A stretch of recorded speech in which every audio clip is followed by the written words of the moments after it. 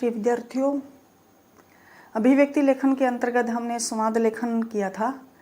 आज हम उसी पर आधारित 2 उदाहरण करेंगे और उसके द्वारा हम संवाद लेखन के बारे में और अच्छी प्रकार से जान पाएंगे। यहाँ हमारे सामने 2 उदाहरण लिखे हुए हैं। उदाहरण नंबर 1 है, 2 मित्रों के बीच पेड़ काटने को लेकर संवाद। 2 मित्र हैं, कर्ण और मनोज। कर्ण पेड़ काटना चाहता है, किसी कारणवश काटना चाहता है वो, और मनोज उसको बचाना चाहता है। तो कर्ण कहता है, अरे मनोज, तुम कब आए? मनोज, बहुत देर से मैं तुम्हें देख रहा हूँ। कर्ण, क्यों भाई, क्या बात है? मनोज, तुम पेड़ क्यों काटना चाह रहे हो? पेड़ हमारे जीवन का आधार हैं, इनके बिना हमारा जीवन असंभव है।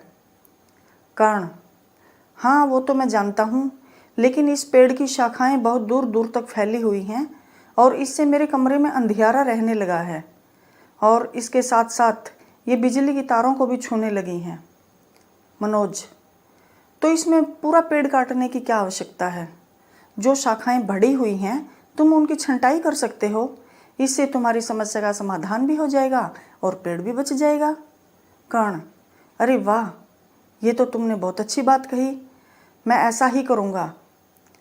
मनोज, अरे वाह, तुम तो मेरी बात को बहुत जल्दी मान गए। कर्ण, तुम्हारा दोस्त जो हूँ, तुम्हें मैं नहीं समझ पाऊँगा तो और कौन समझेगा?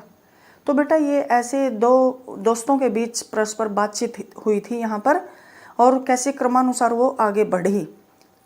तो इस प्रकार क्रमानुसार उसको आगे ले जाते हुए उसका अंत करेंगे। दूसरा है संवाद यहाँ पर, विपिन प्रतिदिन अपने टिफिन में फास्ट फूड लाता है। अध्यापिका ने जब ऐसा देखा तो उन्होंने विपिन को हरी साग सब्जियाँ और फल भी खाने को कहा। विपिन और उसकी अध्यापिका की बातचीत का संवाद लेखन।